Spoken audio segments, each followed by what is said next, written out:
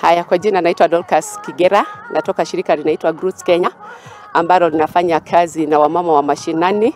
Na kama theme ya mwaka huu, wakati tuna celebrate wamama, ambayo inasema ni inspire inclusion kwa wamama. Sisi ni mwito wetu kama Groots Kenya, wamama wahusishwe katika maeneo yote, wahusishwe katika development, wahusishwe katika platform, katika decision making, na ianzie pale katika nyumbani. Wahusishwe kutoka nyumbani, wahusishwe katika boards, wahusishwe katika uongozi. Na kwa mfano tumeona zile counties ambazo zinaongozwa na akina mama wanatenda mambo makuu. Mimi nikiwa mama, nikiwa nimetoka katika Nakuru County, uongozi mkuu inatoka kwa akina mama, and I can assure you and tell you tumefanya mambo makuu. Kwa hivyo ni mwito wetu ya kwamba wamama watambulike. Kwa hivyo ni mwito wetu kwa serikali ituhusishe sisi akina mama, and we are very much willing to work.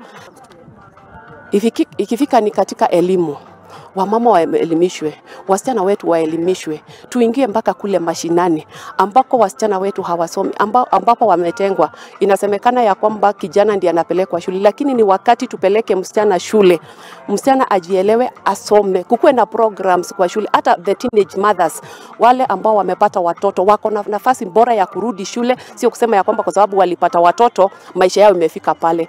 So I'm calling upon women even to involve themselves even in elections, as pertaining even the small ones like committee ya deep, committee ya mtaa, because even those ones women are nowhere to be seen. So if you start from there, then people will start, community will start recognizing that women can also do well.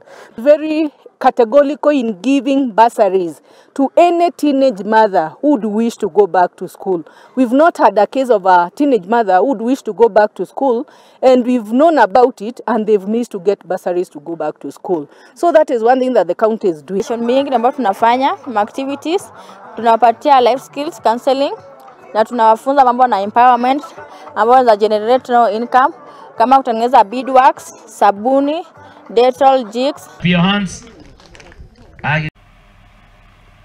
Na murai